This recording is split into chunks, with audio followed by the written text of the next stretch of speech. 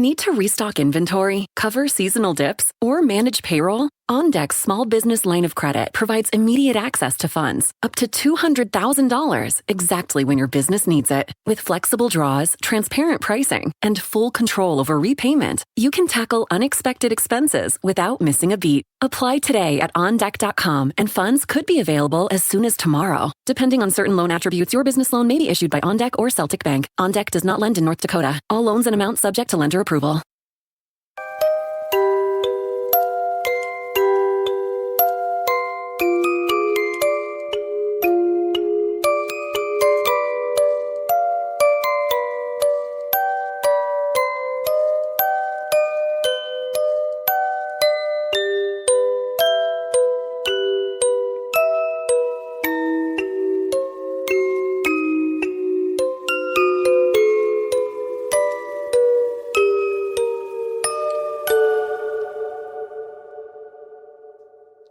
Welcome to another episode of Fringe Limits. Still no. No, No. I like it. That makes one of us. Yeah. But it makes Not us feel sure our so good. viewers or listeners, whatever they're called. All 10 of them. Suicidal. I think that's what they're called. No. No? All right. Sorry. All right, ladies. How have you guys been? I've been sick. Yeah.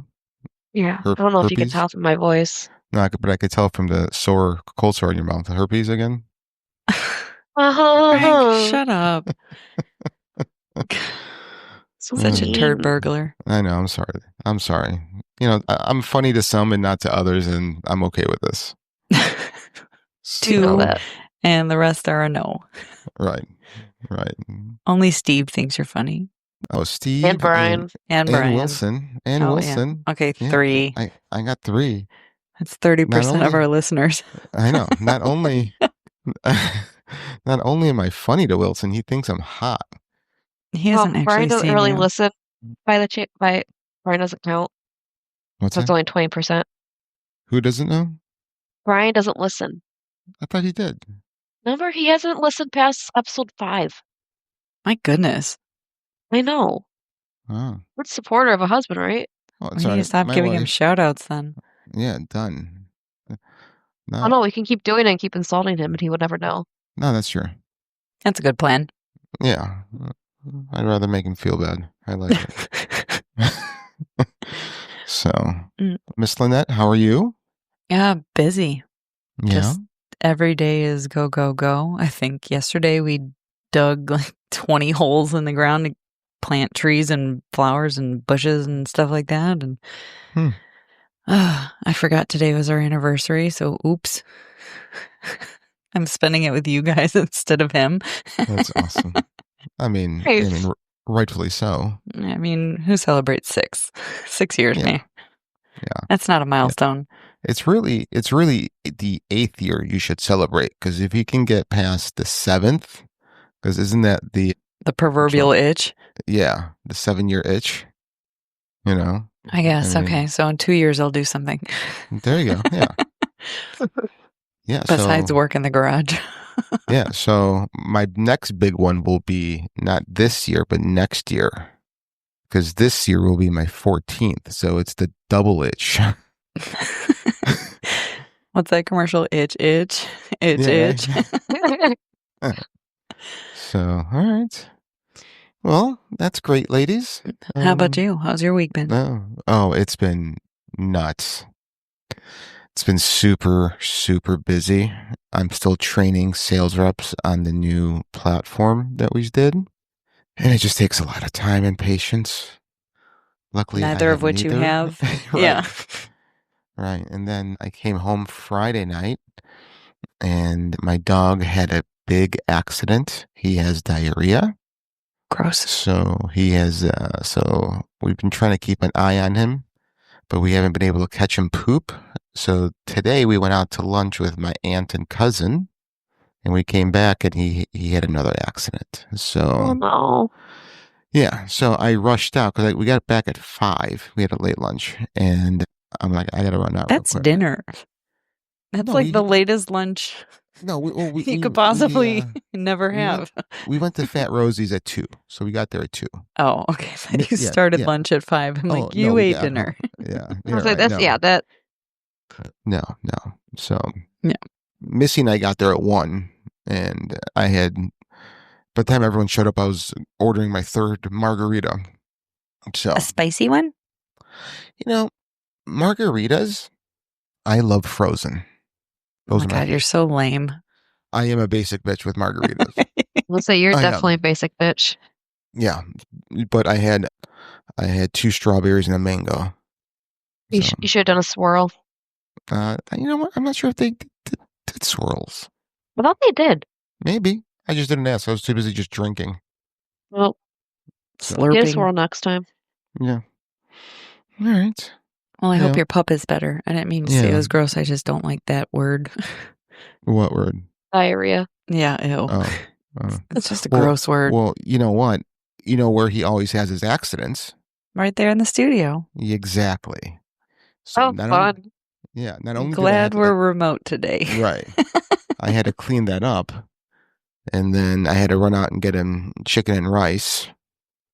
So you went to Popeyes? Yeah. Okay. Love chicken from Popeyes. Do, do, do, do, do, do, do. No. Yeah. Well, good try. All right. Well, stupid ways to die, right? Yeah. Who wants to take the lead on this? Or, you know what? I'll take the lead. I got a good one. So, Robert Overacre had good intentions, but they sadly weren't enough to save him. In 1995, Overacre wanted to raise awareness about homelessness. To do so, he equipped a jet ski with an improvised rocket booster and tried to shoot over Niagara Falls. He also included a parachute to ease his descent. It's unclear whether the rocket part worked or not. Either way, the main issue was the parachute, which Overacre had neglected to attach to himself. When he went over the falls, it fluttered away, leaving him to plunge to a watery death. Oh my gosh. There are so many stupid deaths with Niagara. Like, why won't people just leave it alone? Right. I almost did a Niagara one too, so that's insane. Yeah, barrels. That's awesome. Who puts yourself in a barrel anyway? That sounds terrible. Yeah. Right. Sounds like a horrific way to go. Oh, agreed. Too claustrophobic. Well, they don't seal themselves in it. I think they leave the top open. I know, but just the fact that you still can't stretch your limbs. Mm-hmm. Okay. Yeah. I don't know, or maybe they do close the top. I was gonna say they would probably close it to hopefully float back up. Yeah, maybe. And they would. make sure that the water doesn't get in, so they drown. Well, I mean, that'd be another stupid way. Yeah, I mean, you definitely would suffocate even if it was airtight. Yeah, I mean, they're dying. Like as soon as you have that idea pop in your head, you should just know I'm going to die. God, people. Yeah. So yeah, that made me giggle because he tried to put a rocket on himself and shoot it over Niagara Falls. Was he trying to fundraise? Is that essentially I was trying to figure out how homelessness awareness and rockets go together. Right. I don't know, but I don't know. Genius. So jet ski, rocket. Those go together. Yeah. It just sounds like someone with too much money and time on their hands. Should have just built a shelter. Yeah. It's like that submarine a couple years ago with. Oh, yeah. That imploded. They were using a PlayStation controller to control it. Oh my gosh. Video games are not real, people. No. People smart. I just feel bad for the kid. There was wasn't there 2 kids or just one teenager? It's like a 17 or 18-year-old. Oh, I don't remember. I thought the kids went earlier and then the dad went again. I think the dad took his 17-year-old though. Oh. So I'm pretty sure. Yeah, I just felt bad. So. Right. Jeez. Yeah. So, let's do a Bree sandwich because since you and I both have Niagara Falls, we'll let Bree go next. Oh, no, I didn't do a Niagara, but that's okay. You didn't? But go ahead, Bree. We can still sandwich you. Oh, yeah. Hey, pastrami. Pastrami, peanut butter The jelly. roast beef. Not when No, you say okay. it. All right, Brie. Well, who died stupidly? All right. So this is another last name I probably won't be able to pronounce correctly, so bear with me. In the early 1900s, Paris-based tailor Franz Richelt or some yeah, claimed to have invented a wearable parachute. He believed in his invention so much that in fact that he sought to test it out by leaping off the Eiffel Tower. On February 4th, 1912, despite prior tests with dummies yielding unsuccessful results and warnings from his Need to restock inventory, cover seasonal dips, or manage payroll? OnDeck's small business line of credit provides immediate access to funds, up to $200,000, exactly when your business needs it. With flexible draws, transparent pricing, and full control over repayment, you can tackle unexpected expenses without missing a beat. Apply today at OnDeck.com, and funds could be available as soon as tomorrow. Depending on certain loan attributes, your business loan may be issued by OnDeck or Celtic Bank. OnDeck does not lend in North Dakota. All loans and amounts subject to lender approval. Starting a business can be overwhelming. You're juggling multiple roles: designer, marketer, logistics manager, all while bringing your vision to life. But for millions of businesses, Shopify is the ultimate partner. Shopify is the commerce platform behind millions of businesses around the world, and 10% of all e-commerce in the U.S. From household names like Mattel and Gymshark to brands just getting started. Build a stunning online store with Shopify's ready-to-use templates. Boost content with AI-powered product descriptions, page headlines, and enhanced photography. Marketing is easy with built-in tools for email and social media campaigns. Plus, Shopify simplifies everything from inventory to shipping and returns. If you're ready to sell, you're ready for Shopify. Turn your big business idea into with Shopify on your side. Sign up for your $1 per month trial today at shopify.com/try. Go to shopify.com/try. Shopify.com/try. friends not to be a dummy himself. Franz leapt off the tower's first platform wearing his parachute suit. The parachute failed to deploy, and he plummeted to nearly 200 feet to his death. The entire thing was actually filmed, and it was said to be the first death caught on camera. Oh my Wow. God. That's amazing. Yeah. Well, at So- least maybe he's memorialized that way. Oh, the French. Is there a plaque? That would be Gross. I was amazing. there and there was somebody who died there. Ooh. Do you think people were close to like the splash zone? Ew. Like Gallagher with watermelons? Exactly. Ew. Exactly. Oh, we Yikes. went to Missy and I went to a Cirque du Soleil in Vegas. It was which is Yeah. the water one, and we Mhm. sat in the splash zone. I'm like, Did this you get- sucks. Did you get soaked? I got a little wet. Okay. Yeah, but I I mean, it saw wasn't that bad. show too. Once you get over the stadium or the arena or whatever you want to call it being humid, it's a good Mhm. show. But Yeah, you walk it in and is. you're like, ugh, you're walking into a swimming pool. Right. Yeah, but it was a good show. I agree. Yeah, that So- one's been running a long time. Yeah, That's worth seeing. it is. So people go watch if you like Oh, Cirque du Soleil. yeah. All right. right. Miss Lynette. Yep. You're Okay. the other side of the bun. Yeah. So mine also involves an invention since all three of these just don't invent things, people. Just get your patents first. Okay. So in 1886, alarm clocks as we know them today didn't actually exist. So this gentleman by the name of Samuel Wardell, he was a lamplighter for the city of New York. Those are the people obviously run around and light those kerosene lamps. We now obviously have street lights and stuff now, but people used to manually light those. So Mhm. he needed to be at work before dawn, and so he invented his own method for waking up. So he wired an actual alarm clock to a shelf near his bed, which he had a heavy weight on it. And at the right time, the shelf would fall and the weight would crash loudly to the floor, and that would wake him up. Well, sadly, he got drunk one Christmas night. he set his alarm and, or he was showing his alarm clock off to his guest for his Christmas party. And when he put everything back in place, he was a little too wasted and his measurements were off. So the next morning when the weight fell, it crashed on his head and it killed him. That's awesome. So New York was dark on Boxing Day. Boxing Day.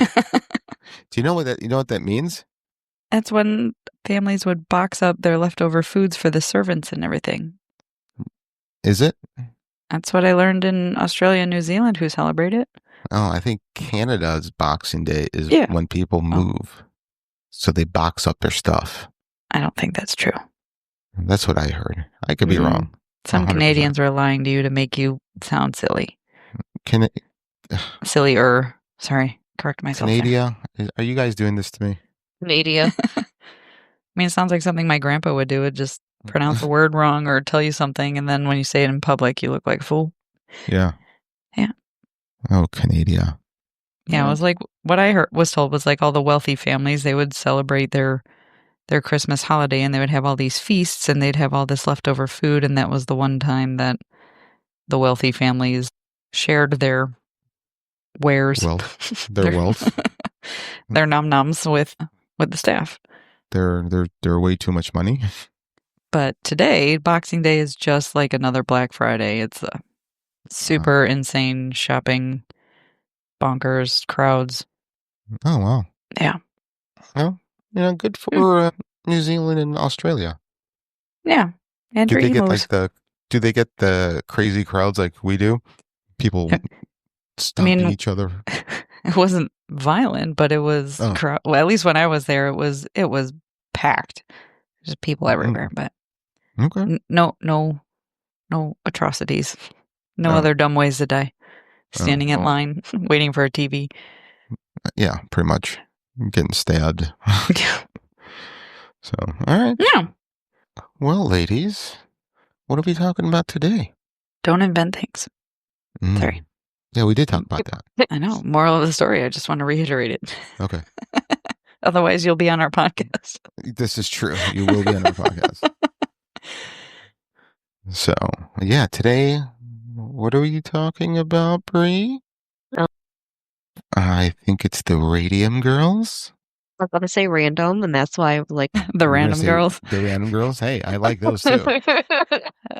That's fine. It's like, hey, I have to get it from my face. Hey, you got to give me a second. Oh, yeah. No, it's not random. It's random. I just, I like random girls. In front of my face now. Okay, good. Yeah. All right, so today's tale is about the Radium Girls. The tale is not just about mystery or crime, but a real-life horror story of industrial negligence and human suffering. We're stepping into a crypt of corporate horror, a tale so ghastly it could only be born from the darkest corners of human greed. Imagine, if you will, the early 20th century, an era when science promised miracles and one element, radium, who was hailed as the elixir of life. But in the shadows of this glowing promise, a nightmare was brewing, one that would leave its victims not just in the dark, but glowing with death. We're talking about the Radium Girls, young women whose dreams of a bright future were snuffed out by the very substance they were told was safe. They painted watch dials with a substance that made them glow. Literally, at what cost? Their bones turned brittle, their jaws rotted away, and their bodies betrayed them in the most horrific ways. But here's the kicker. The real hook. They'll keep you listening. These women didn't just suffer, they fought back. Against all odds, against the might of industry giants who denied them justice, they stood up. Their fight wasn't just for themselves, but for every worker, every human, whose life might be deemed expendable for profit. So buckle up, because today we're not just telling you a story. We're unearthing a grave of corporate sin. Do you think corporations sin?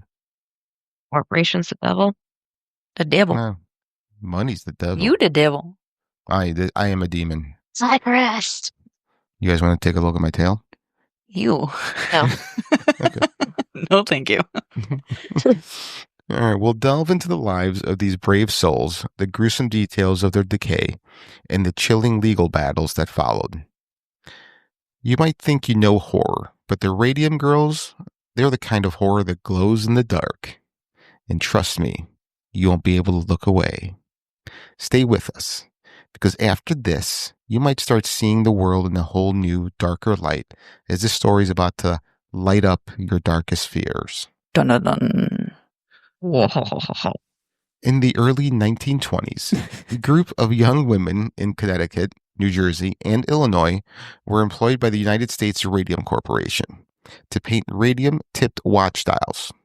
Here, in these factories, young women, often no older than teenagers, are hired for what seems like a dream job. The factories themselves are a paradox of light and dark. During the day, they're bustling with activity, the hum of machinery blending with the chatter of hopeful workers. But at night, the true nature of the place reveals itself. The walls, floors, even the air are tinged with an eerie glow, a silent testament to the radium dust that permeates every surface. These women, these Radium Girls, are instructed to use their lips to shape their brushes to a fine point. Lip, dip, paint, they're taught, a mantra that would seal their fate. The process is simple, yet deadly. They dip their camel hair brushes into a mixture of radium, zinc sulfide, and glue. Then, to maintain a fine point, they put the brush in their mouths, licking off the excess paint. This wasn't just a technique, it was a ritual, one that ensured the radium entered their bodies with every stroke. The rooms where they worked were dimly lit, making the glow of the radium paint even more pronounced. The paint itself was luminous green, almost otherworldly, giving the dials an ethereal quality. So would you guys do that? Like, in my head, I wouldn't, but if I was so desperate to, like, get money, maybe? Yeah. You know, like, back in that time, like, Yeah, you're looking for money. Yeah, but I don't think they also knew the danger of radium yet. Right, but, like, having to, like, this in my head, like, without knowing the dangers, but, like, having to lick something with all these different, like, chemicals to make my body glow? Is that what I'm getting right? Like, the whole purpose of this? No, the purpose is to Right? paint the watch faces so the watch faces would glow. So you know Okay. the hands on your watch that you can tell the time in the dark? That's what the new technology, if you want to call it, that was coming out. Because back So they back would then you had Okay. to hold your pocket watch or your wristwatch, whatever, up to a candle to Got light it. a lamp. Yeah, so they would use a brush to paint the little fine hands. So in order to have not a lot of paint on, they would lick some off. So they would dip, dip, dip, dip, and then put in their mouth to take a little bit of off to be able to That's what people finally. used to do with ink pens. Yeah, And Yeah. Egyptians did that with lapis lazuli. They would crush up the stone, which made that really bright blue cerulean color, and that's how they painted things. So it's an old method, but yeah. they're using but a new Yeah. product, if you will. Yeah. So the brushes that they used were delicate, requiring precision. This precision, however, came at the cost of their health, as the radium was ingested with each lick. There was a sense of camaraderie among these women. They'd often paint their nails, teeth, and even their faces with the glowing paint, turning themselves into living, breathing works of art that glowed in the dark. This playful act was seen as harmless fun, a way to cope with the monotony of their work. They didn't So, know. Yeah. yeah, they didn't know, but they did seem to. It says right there they actually did. They also thought it was fun making themselves glow. Yeah. Yeah. So Yeah, I guess if you're a teenager, it's like the I mean, yay. yeah. I mean, did you ever crack open a glow stick? Yes. Nope. No? Really? Oh, yeah. I did. I ripped it open with my teeth and I got it in my mouth. Yeah, I did the exact same thing. You know what this reminded me of? Like just today when people still are sucking up helium because it makes their voice high. Yeah. Okay. Makes their So- voice really high. Jesus Christ. Lynette has a new She's gonna have toy. fun with this. I have a new toy. Thanks for setting me up with that one. That was like perfect. Yeah, that was good. All right. You're welcome. All right. So they didn't know. How could they? They were told radium was safe, beneficial even. Newspapers sang its praises. Health tonics promised vigor. Beauty products claimed eternal youth. Radium water, radium chocolate, radium-infused underwear. The market was flooded with products promising health and vitality. But beneath this veneer of progress, a silent killer was at work. Really? Like radium underwear? You're like, I want to buy some. I mean, that'd be You're like, where do amazing. I find those? Yeah, if my nether regions would glow in the dark, that would be amazing. Be like, Party Missy, time. can you see me? Yeah, pretty much. She would not have an excuse. She goes, you could now see it. Just turn the lights out. Well, I mean, Yeah, can she really? I mean, yeah. I mean, even if it's a little bit, she'll Binoculars, see yeah. She'll be no, fine. no, not if it's glow in the dark. Yeah, well, if it's a She'll tiny see little the little speck. of light. Yes, exactly. Yeah, well, See? what do you like, a little anglerfish? What the hell? Well, listen, I don't promise anything when we got married, so. Well, that was smart. I listen. No I know false who I am. advertisement here. No, I know who I am, and most importantly, I know who I'm not. So, yeah. So, radium was marketed as a wonder element. Ads showed glowing testimonials with people claiming improved health and vitality from radium exposure. One famous advertisement featured a man drinking radium water, suggesting it could cure everything from fatigue to impotence. Oh, look at that. I'm going to go get some radium water. There you go. Tell me how it tastes. So give it a shot. Yeah. The factories were often described as magical places where workers could literally see their work in the dark. This sense of wonder masked the deadly reality. The women would often paint their nails, teeth, and even their faces with the glowing paint, turning themselves into living, breathing works of art that glowed in the dark. This playful act was seen as harmless fun, a way to cope with the monotony of their work. At the time, the scientific community was still in the early stages of understanding radiation. The dangers of radium were not widely recognized, and even when suspicions arose, they were often dismissed or downplayed by the companies. Radium became a symbol of modernity and progress. It was featured in beauty products, with women applying radium-infused creams and powders, believing they were enhancing their beauty. There were even radium spas where people would bathe in radium water for health benefits. The craze for radium extended beyond health and beauty. It was used in toys like glowing marbles for children and in home decor items like clocks and compasses. This widespread use further normalized radium in everyday life, making its dangers even harder to recognize. Okay, so this is just weird to me, like this, the radium being used in so many different ways. Like, I wonder, like, where they got the information that it could heal you. I think it was just, think about all the marketing scams that we deal with today. Like, this toothpaste will make your teeth whiter, and this will make your hair grow longer, and Yeah. And it's really just, I mean, use this rhinoceros horn for vitality. You know what I mean? Like, yeah. Or like apple cider vinegar cures all. Well, it does. Or in a big fat Greek wedding, Windex. Windex. Real quick, Lynette thinks it does. So bad example. It cures everything except for heartburn. It just causes heartburn. Yeah, well, maybe it fixes that. You think so? I don't know. Yeah. Take a couple shots of that too with your radium water and let me know. I'm going to just do a shot after shot of different stuff. Yeah, and then call me in the morning. Yeah. All right. I'm a doctor. Well, if it wakes up before me, then it works. Yeah. All right. So companies like the United States Radium Corporation actively promoted the safety of radium. They provided their workers with literature praising the health benefits of radium exposure, even encouraging them to ingest it for its supposed rejuvenating properties. It started subtly. A toothache here, a jaw swelling, but these weren't ordinary ailments. The radium didn't just glow, it decayed. It ate away at their bones, turning their jaws into crumbling ruins. Imagine the horror of feeling your face disintegrate from the inside. Your teeth falling out like rotten wood. Your jawbone exposed, glowing in the dark, like some macabre Halloween decoration. The first signs were often dismissed as dental issues. Women would complain of persistent pain, loose teeth, and sores in their mouth. These symptoms were initially treated with dental procedures, which only exacerbated the problem.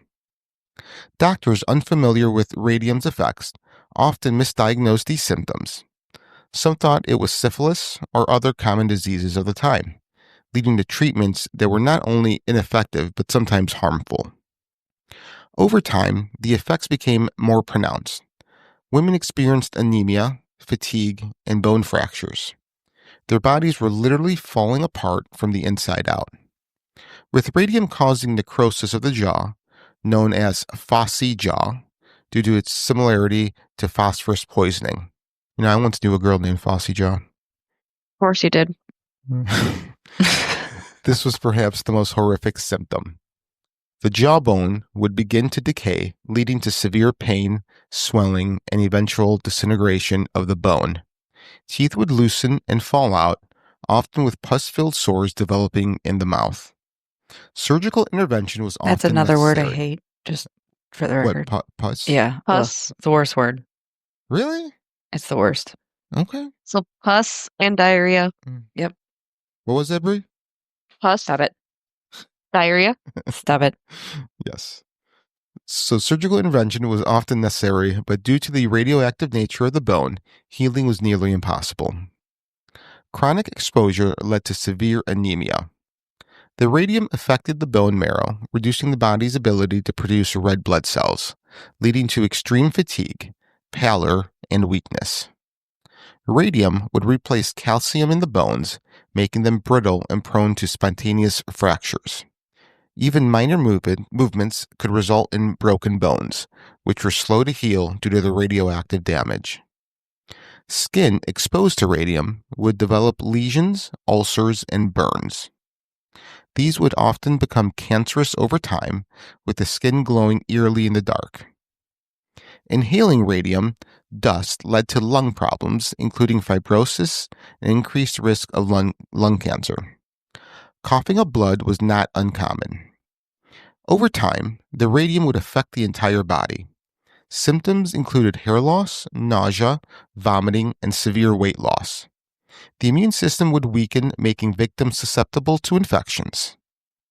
Prolonged exposure significantly increased the risk of various cancers, particularly bone sarcomas, leukemia, and cancers of the head and neck due to the concentration of radium in these areas. Though less common, some experienced neurological issues like headaches, dizziness, and cognitive impairment as radium affected the brain and nervous system. Radium ingestion led to ulcers, gastrointestinal bleeding, and severe abdominal pain. There were reports of miscarriages, stillbirths, and congenital anomalies among the children of exposed women, though this was less documented due to the social stigma of the time. When these women sought help, they were met with disbelief. Doctors initially puzzled were soon silenced by company officials who denied any link to radium. It's just a coincidence, they'd say, a case of hysteria among the female workers. But the truth was far more sinister. The companies knew. They had studies, they had evidence, but they chose profit over human life. Like, just for the time that women are just crazy. They don't know what they're talking about, right? It's so stupid. Stupid. I just hate the word hysteria too. I'm just going to add that to the book for different reasons because it's only used in female connotations. So that hysteria. It's not a gross word, but hysteria. Gotcha. Yeah. Oh, you didn't hear what I said. Yeah. Yeah. It's okay. It's just used as a derogatory thing for women. That's where it came from. Yeah. Yes, mostly targeted towards women, which is so stupid. Mm-hmm. I love women. Can I just say that officially? I love women, and I haven't said this in a long time, but I do think that women are the better of the two sexes. Thank you for acknowledging that. Yes. On behalf of all women here. 2. The number is 2. Yeah, well. All right. I just wanted to get that off the plate because I haven't said it in a while, and I feel as though I need to because... You're just giggling. Because you guys aren't praised enough. You guys are just not praised enough. They're really not. No, I know. You guys bring life to the world. Think about that. True. We, Literally and figuratively. yeah, we men, all we do is just dump in you over and over and over, and you women take a pounding and then bring forth life. That's beautiful. It's one way to define beauty. Beautiful words. You're welcome. They're going to write that in your epitaph one day. Oh, I hope so. All right. The company is aware of the dangers, actively suppressed information. They conducted studies, but kept the results secret, ensuring that the public and even the workers remained in the dark. Women were often told that their symptoms were psychosomatic or due to poor hygiene. This gaslighting was a tactic to shift blame away from the radium exposure. There was immense pressure not to speak out. Workers were threatened with job loss or blacklisting if they raised concerns. The societal norms of the time also played a role, where women's complaints were often not taken seriously. Even as evidence mounted, public opinion was slow to change. The radium industry had a strong lobby, and the media often portrayed these women as complainers or troublemakers, further isolating them. Estimated that around 4,000 women worked as radium dial painters in the United States and Canada. Here are a few of their stories. Grace Fryer. She filed a suit in 1927. So Grace Fryer, for instance, born on March 14, 1899 in Orange, New Jersey, and one of 11 children. She became an emblematic figure in the fight against industrial negligence during the early 20th century. Grace was one of many young women employed by the United States Radium Corporation to paint watch dials with luminous paint containing radium with the lip dip paint method, inadvertently ingesting radium with every stroke. By the mid-1920s, Grace began experiencing severe health issues. Initially, like many of her colleagues, she faced dental problems, which escalated into what was gruesomely termed radium jaw, a condition where the jawbone disintegrates due to radium decay. This was just the beginning. Anemia, bone fractures, and eventually cancer were common outcomes. Once a vibrant young woman full of life, she was now facing her own mortality with a decaying jaw. Despite her deteriorating health, she became one of the key figures in the lawsuit against the company. Her family was political, with Grace's father a union rep, and Grace herself speaking publicly about her enthusiasm for voting. Grace was highly intelligent and extremely capable and became the driving force behind the 5 New Jersey girls who famously filed suit against the United States Radium Corporation in 1927. Amelia Molly Magia was born on December 21st, 1896 in Orange, New Jersey. Molly was one of several sisters in her family, born into a time when employment opportunities for women were limited. Her job at the United States Radium Corporation in Orange, New Jersey was seen as a grand opportunity for her to help her family. Molly worked at the USRC along with 5 of her 6 sisters, Luis, Albina, Quinta, Irma, and Josephine. Molly's first symptoms was a toothache, which escalated into radium jaw. This was followed by severe anemia, bone fractures, and eventually cancer. Molly was the first of hundreds of women to suffer from the long-term medical effects of radium exposure, and the first reported fatality. On her death certificate, it originally listed that she died of syphilis. Molly died at the age of 25 years old on September 12, 1922. That is horrible. 100%. So sad. Yeah. And it keeps getting better. Yeah. Catherine Wolfe Donahue, born on February 4th, 1903 in Ottawa, Illinois. Oh, that's right by me. Yeah. See. Become one of the most poignant figures in the narrative of the Radium Girls. Catherine's journey into the world of radium began when she was hired by the Radium Dial Company in Ottawa. Like many of her colleagues, she was drawn to the job not just for the pay, which was significantly higher than other factory work, but also for the novelty of working with a substance that seemed magical at the time. Radium, discovered by Marie Curie, was believed to have health benefits, and its luminescence made a popular choice for watch dials. Catherine Wolfe Donahue was initially misdiagnosed with syphilis due to the sores in her mouth. As the years passed, Catherine, like many others, began to suffer from what was initially mysterious ailments. Donahue's maladies increased and worsened. She lost half of her body weight, parts of her jaw fell out, she couldn't eat and became nearly bedridden. A local doctor couldn't diagnose her, but denied that Donahue had radium poisoning. Later, a Chicago doctor confirmed she did. Donahue and some of the other ailing dial painters, one had her arm amputated, decided to sue. They became known as the Society of the Living Dead, reported the April 6, 1938, Springfield, Illinois State Journal. By the time Catherine's symptoms became undeniable, the link between her work and her health was becoming public knowledge, but not without resistance from the companies involved. Catherine died at the age of 35, July 27, 1938, surrounded by family in Ottawa, Illinois. She won the war against worker injustice but lost her life doing so. Margaret Peg I was going to say, Looney. how can you say syphilis Yeah. makes your arm needing to be amputated and your jaw falling off? Like, can you imagine the pain of that too? Oh, it's unbearable to It's what unfathomable. it's unbearable to what I have in my head, and I'm sure it doesn't even scratch the surface. Right. You know? Ugh. Ah. Well, corporations suck. Yeah, big time. Yeah. So Margaret Peg Looney was born on December 20th, 1904 in Ottawa, Illinois, and the eldest daughter of Michael and Ethel Looney. She had 9 brothers and sisters. She had red hair, was slender, had a voice ever soft, gentle, and low, and was prone to giggling fits. Real quick, my ideal Sounds like woman. you. My ideal woman.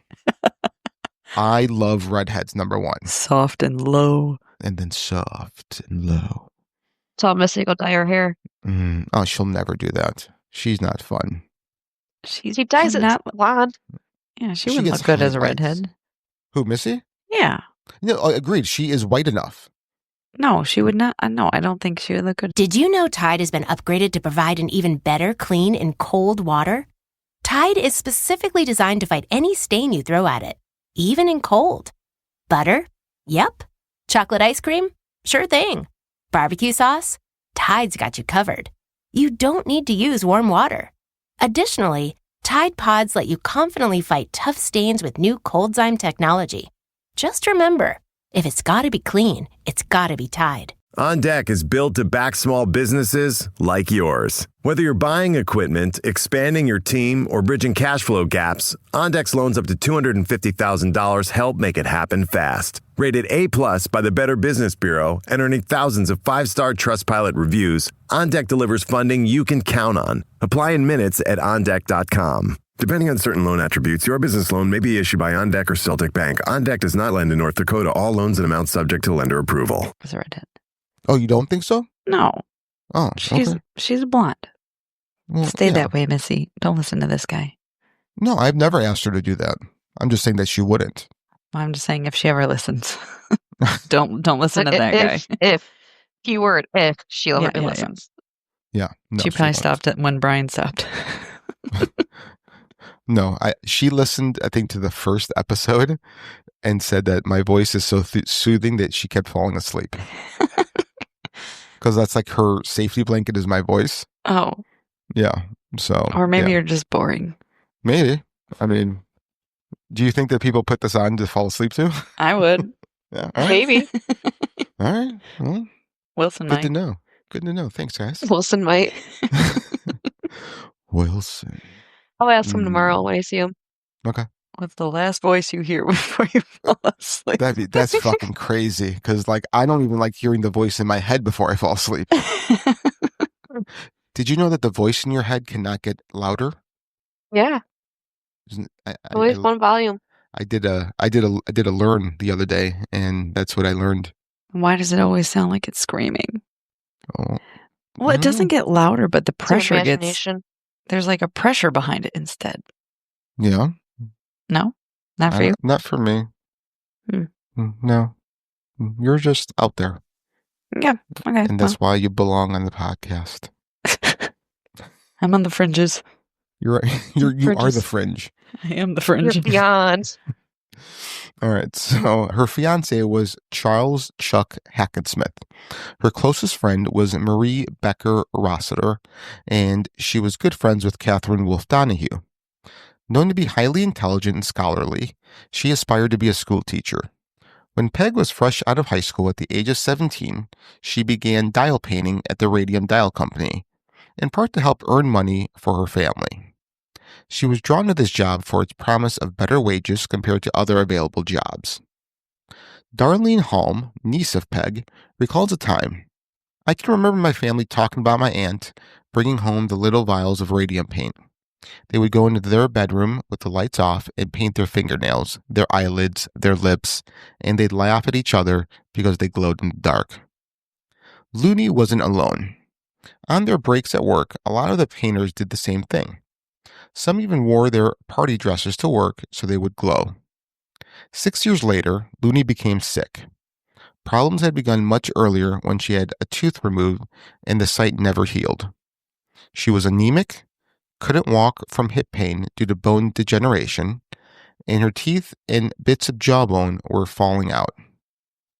Her fiancé used to pull her around the neighborhood in a wagon when she was too ill to walk. She collapsed at work one day, and they sent her to a company hospital. My grandparents and her siblings had no say about her going in the company hospital and were not allowed to visit. They were told she had, I can't say that word. Do you guys know that word? Diphtheria? Diphtheria? Asking the wrong person. Diphtheria. All right, diphtheria, and was quarantined. That's what Looney you get when died. you're on the Oregon Trail. Oh, that's right. I remember that. Yeah.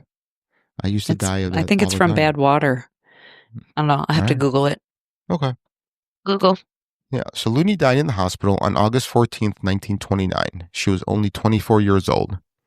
Peg's case is particularly horrifying because of the actions of Radium Dial in the wake of her death. The company wanted to bury her right away, according to Halm. Several family members were at the hospital when she died, although they weren't allowed to see her. One of them refused to allow the company to bury her and insisted she have a Catholic funeral. Radium Dial agreed to autopsy her body and to have the Looney's doctor present for it. But when their doctor arrived, the autopsy was finished. The Looneys were suspicious. They tried to find an attorney to look into Peg's case. No one would take it. Why wouldn't anybody take it? Are they all in the pockets? Yeah, the lobbies. Yeah. Lobbying should be illegal. Agreed. Just saying, not to get all political, but damn. No, I agree. I agree 1,000%. And yes, diphtheria comes from bacteria-borne illness, usually in water and stuff like that. In water. Okay. Thank you. Mm-hmm. Radium Dial knew what was wrong with Looney. He had known for years. Holmes says the family learned this later and found out the company had hired doctors to examine the painters starting in 1925. They told Looney she was very healthy. They never told her she had tested positive for radiation. There is evidence, particularly in Illinois, that the executives at the Radium Dial Company had the knowledge that the radium was poisoning the women, says Moore. They deliberately lied to the women. God, I just want to punch them in the face. I mean, this shit is still going on today, though. Oh, 100%. It's still going on. Yep. 100%. It's disgusting. And yes. Frances Helen Spletstocker was born sometime in 1904 in Waterbury, Connecticut. Frances was hired at the Waterbury Clock Company, where she too painted watch dials with radium-laced paint. Like her peers, she was drawn to this job by the novelty of glow-in-the-dark radium and the prestige of making watches that were highly desirable during the post-World War I. Frances began showing symptoms typically of radium poisoning: anemia, jaw deterioration, tooth loss, and severe pain. She was the youngest of the victims to die from radium exposure. Frances passed away on February 25th, 1925, at the young age of approximately 20. Oh. Like, I don't know. Catherine Schaub was born on March 10th, 1902 in Newark, the second child of Mary, Mammy, and William Schaub. She had an older sister, Josephine, and a younger brother and sister. Her grandparents were German. Catherine began work at the radium factory in Newark on the 1st of February, 1917, at the age of 14. She later became an instructress? Yep. All right. Catherine's first symptoms appeared around 1917 with an outbreak of acne, initially misdiagnosed as phosphorus poisoning. By 1923, she began experiencing severe dental issues, including tooth loss and jaw deterioration. Symptoms now recognized as radium jaw. She was described as imaginative and longed to be a writer, later publishing an excerpt of her memoir. Sadly, after her death, her family was said to have burned the complete manuscript, which does not survive. The fight begins by 1927. 5 brave women from New Jersey, led by Grace Fryer, decided to challenge the United States Radium Corporation in court. Their battle was not just for compensation, but for recognition of their suffering. The media, captivated by their story, dubbed them the Radium Girls, bringing national attention to their plight. By 1927, 5 brave women from New Jersey, led by Grace Fryer, decided... Oh, that's duplicated. There we go. Okay. Sorry. It's okay. The legal fight was grueling. The company argued the statute of limitations had expired, but the women's lawyers countered that the harm was ongoing due to the radium still in their bodies. This novel argument caught public and legal interest, turning the case into a landmark for occupational health. Before the case went to jury deliberation in 1928, the USRC settled out of court. Each of the Radium Girls received $10,000, which is equivalent to $184,600 by today's standards. Not enough. Not enough. A $600 per year annuity, equivalent to $11,000 today, and coverage of all medical and legal expenses. Yeah, because they're only going to live a few more months and then pass away. So Exactly. This settlement was significantly less than what they initially sought, but represented a landmark victory in recognizing occupational diseases. Although the settlement was financially modest, its implications were vast. It set a precedent for recognizing the long-term effects of occupational exposure to hazardous materials, influencing future labor laws and workplace safety regulations. Many had already succumbed to their illnesses, and for those 5, the money could only ease, not heal their suffering. The Radium Girls story didn't end with their settlement. It led to significant reforms in workplace safety, influencing the creation of OSHA, and setting precedents in toxic tort law. Their courage in facing corporate giants not only highlighted the dangers of unchecked industrial practices, but also underscored the importance of workers' rights and the need for vigilance against new technologies. And unseen perils. God, I'm missing words today. was a hard. Oh, I don't know what's going on. All right, today the tale of the Radium Girls serves as poignant reminder of the human cost behind industrial progress. Their fight for justice, marked by personal tragedy, was left an indelible mark on labor laws, ensuring that no worker's health is ever again sacrificed for profit. Their story, a blend of horror and heroism, continues to inspire and caution, reminding us the battles fought in the shadows of progress. June 4th marks the 96th anniversary of these brave Radium Girls lawsuit that was settled out of court. This remarkable story. As we wrap up today's episode, remember the Radium Girls not just for the horror they endured, but for their courage. They glowed not just from radium, but from the light of justice they sought. This isn't just a ghost story. It's a real-life tale of corporate greed, human resilience, and the quest for truth. Keep your eyes open, because sometimes the scariest stories are the ones hidden in plain sight. Wow, that was fucked up. I mean, when researching this, you can see the gruesome effects that these women endured with lumps on the side of their jaw the size of footballs, and it's just horrific. And like, if you really take a second, like, this is our grandparents' age. Like, this is not that long ago. No. No, it was And, literally 100 years Crazy, ago. yeah. yeah, It's literally only been a generation and a half ago, if you right. think about it. You know, like, so maybe not, I'll get on my soapbox for a minute. So, like, Get on even that like, soup box. Don't get a splinter. okay. So, even like when people talk about like racism, racism, I go, are you kidding me? The Civil War was 140 years ago? Mm-hmm. Okay, that's 2 generations. If you live set to 70, that's 2 generations ago was the Civil War, where people actually had fucking slaves. You know? I mean, things don't change in 2 generations, unfortunately. You know, things just don't go away. Yep. So, sorry, I'm off. No, but it's true. And like, I don't know, we have such ADD, especially these days. We forget what was in the news last week, and Right.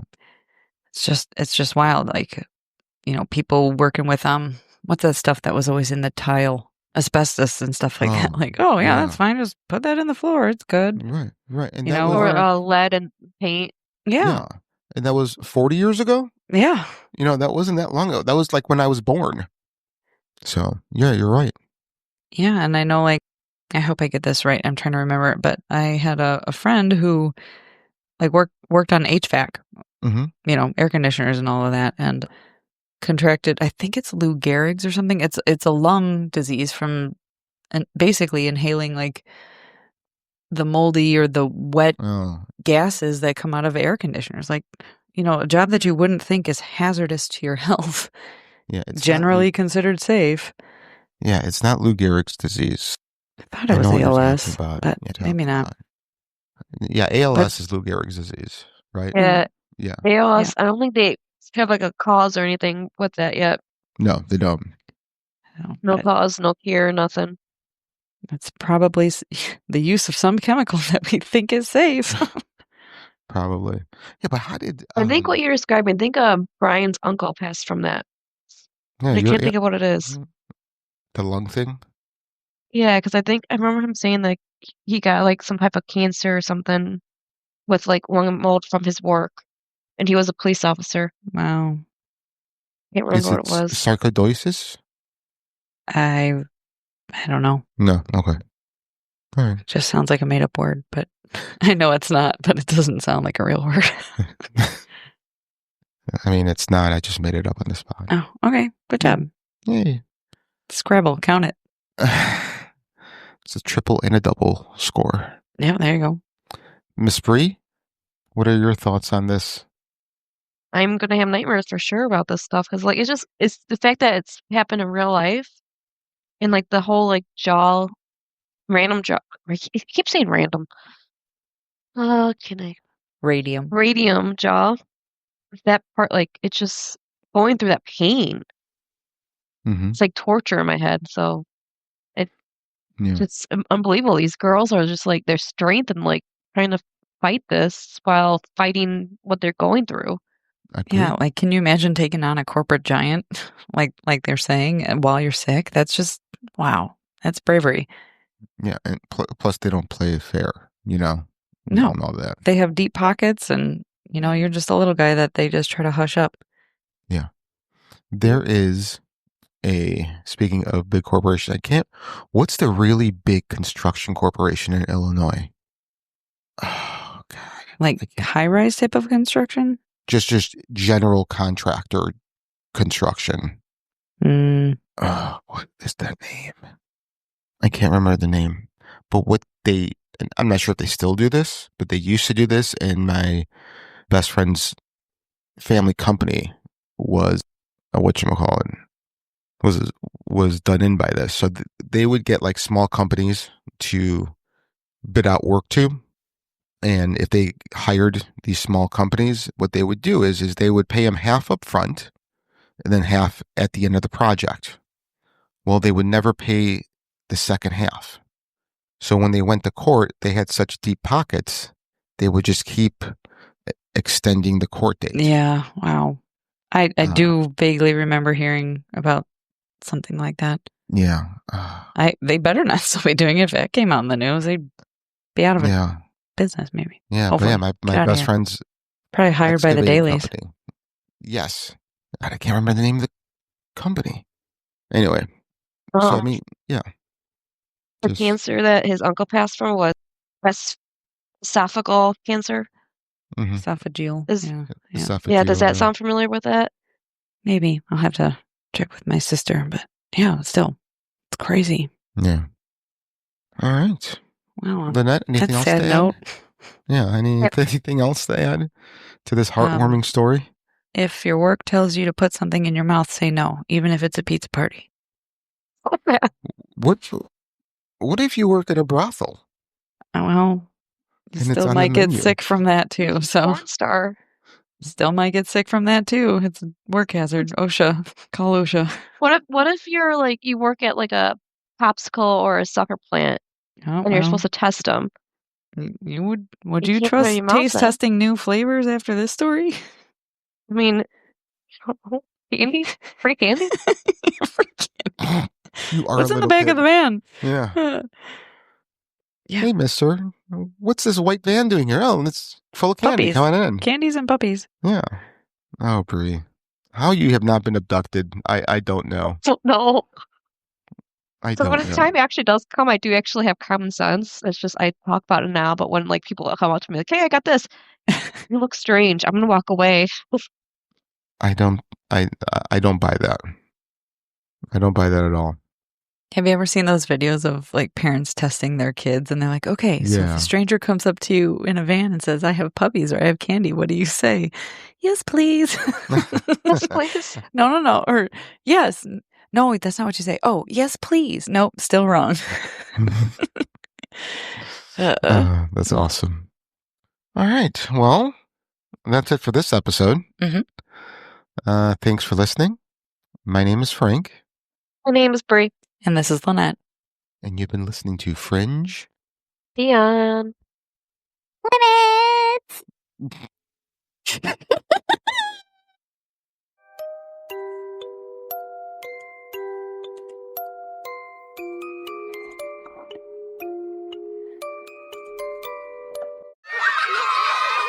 Welcome to the Goddard School. Every great journey begins with the right start. And for your little one, that start is at Goddard.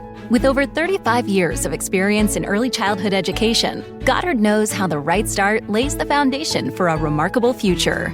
Our skilled teachers and innovative education program guide your child to realize their extraordinary potential. Learn more and schedule a tour at GoddardSchool.com.